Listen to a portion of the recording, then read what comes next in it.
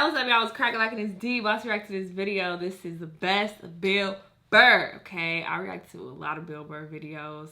I have definitely come to understand his humor a bit more, you know, over the months. When I first reacted to him, I didn't dislike him or anything, but I was just like, okay, he's very angry and bitter, which I still believe. I mean, it's obvious, and it's so weird when people try to act like he's not. It's just like, are you that in denial? Like, it doesn't make any sense. Like, he's clearly bitter. Even if that's the act he puts on, he's still a very bitter person. Even in interviews, he comes across bitter. So it's not even like, oh, this is just how he is on stage. He's been wounded. From some videos I've seen, you know, he talked about domestic violence that he experienced. Like, apparently his chick was like beating up on him or whatever. I don't know if this is the chick that he ended up marrying or what. I'm not sure, but you know, he talked about how he was getting beat up or whatever. So he's been through a lot. So it makes sense. You know, I'm not knocking him for it. I get it. But yeah, I have come to understand his humor or whatever. So let's see his best moments. I don't know if this is just, you know, the best of his latest stand-up with Netflix or what, or if this is overall. I'm not too sure, but we're about to see. Let's watch. No, everything has just become fucking absolutes in the States. It's fucking nuts. Like that Colin Kaepernick guy, right? You knew when he was like protesting during the national anthem, no one was going to listen to what the fuck he had to say. No matter how much he explained it. He goes, I'm taking a knee during the national anthem. This is a protest about police brutality, the way people of color are treated. We'd like to open a dialogue. He got about halfway through that. People are like, my brother's fighting in Iraq, you fucking piece of shit! It's just like, buddy. Nobody is saying your brother isn't in Iraq fighting. You're not listening. This is about police brutality. My brother's a firefighter. He watched 9/11 on television.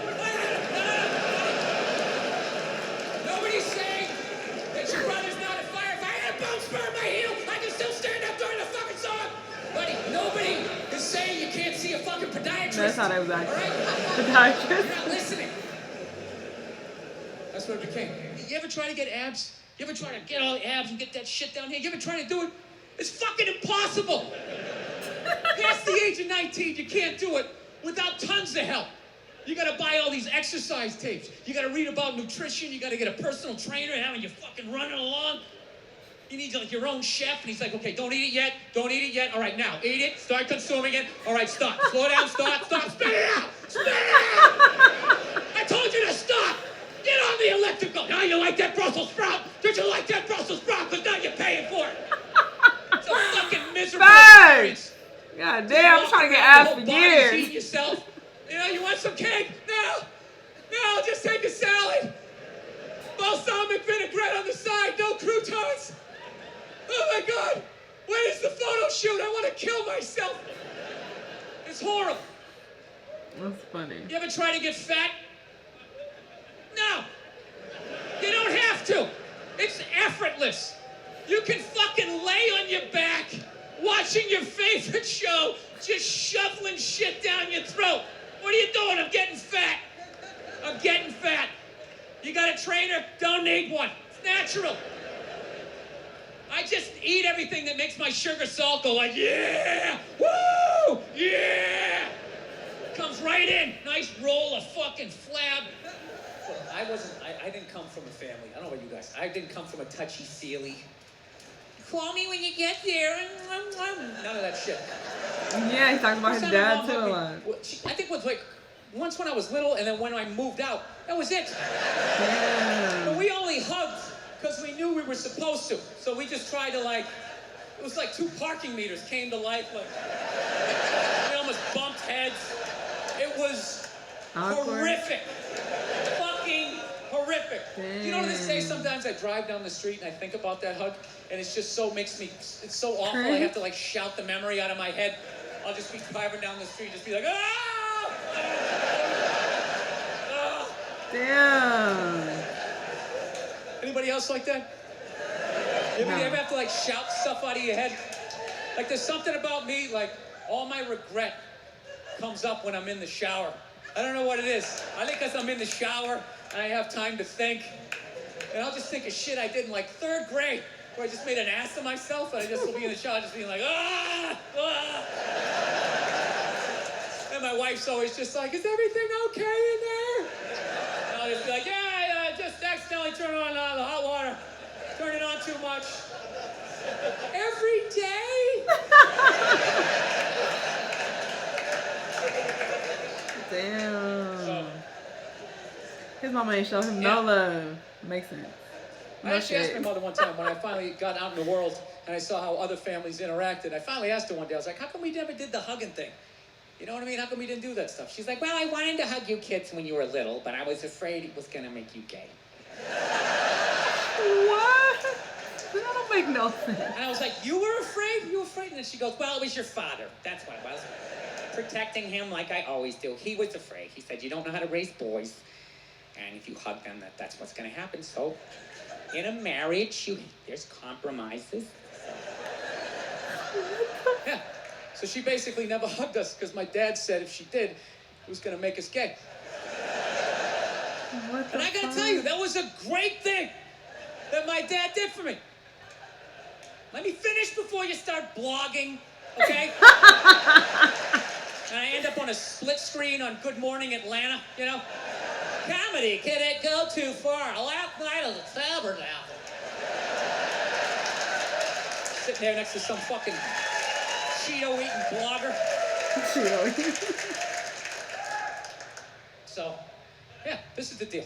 I'm going to defend my dad here because this is basically what happens when you have a kid. As far as I know, I don't have any kids, but as far as I would think, if you have a fucking kid, what do you want to do? You want to improve on your childhood, okay? You want to keep the shit that your parents did that worked, and then you want to get rid of the stuff that didn't work. So that was my dad, as fucked up as that was his improvement on his childhood that he never talks about, the way a veteran doesn't talk about going to war, you know? So I figure if that was his improvement on his childhood just must have been something like, don't change his shitty diaper. Let him figure it out for himself. Get out the rain, you shitty baby. Hey, let me handle this lady. Why are you still standing here, you shit toddler? So, he took it from that and knocked it down to, don't hug him, it's going to make him gay. Right? Hey, that's facts though, what he's saying. And then maybe someday I ever have a kid, I'll whittle it down to like, hey, he's not taking drama class, all right? He's not taking drama class because I said so, lady! Let me handle it! I won't fix everything. Yeah, and that's not a homophobic thing either, that I wouldn't send my hypothetical son to drama class, okay? It isn't. I'd let my hypothetical daughter take a drama class, okay? My son can't fucking do any of that shit unless I'm sending him to one of those famed high schools, you know, where everybody's doing it. One of those creative schools. Go to the cafeteria, everybody's like, cottage cheese, what is it made of? Right? Like, then he can do all he wants. Then he can do all the fuck he wants. Hey, what are those schools called? I've seen them on like reality shows and shit. And I think that's a lot of celebrities who went to schools like that. I feel like Tupac went to a school like that. Jada Pinkett. I want to say Nicki Minaj. They're like creative schools or whatever. I don't know. But yeah, what he said is actually true. I feel like I think that a lot of people tend to get better, you know, when they have children. They tend to improve on the ways in which they were raised. So you may think that your parents are doing like some extreme shit and like, what the fuck? But if they actually tell you how they grew up, it's usually worse. Like I've come across a lot of situations like that with my parents, with like other relatives' parents who, you know, talked about the things that they went through, and it's just like, damn, that's a lot worse than what you did with me. So I feel like he was spitting some facts right there. But yeah, it makes sense. You know, it makes sense. He, you know, talks about his dad a lot and how, you know, his dad was crazy and, you know, he was very, he sounds like he was abusive, honestly. I don't think he's ever come out and said it. Maybe he has, but I feel like his dad was abusive. He sounded like he was. And then, you know, the situation with his mom, it seems like his mom didn't show him much affection. So, hey, it makes sense. The type of person, you know, he comes across as makes a lot of sense. Who we are is very much determined by our childhood traumas and shit that we endured as a kid. And people don't like to accept that. People like to ignore that or act like, no, it's just, you know, I'm just this way. No, you're the way that you are because of how you were raised and things you had to witness and how your parents were.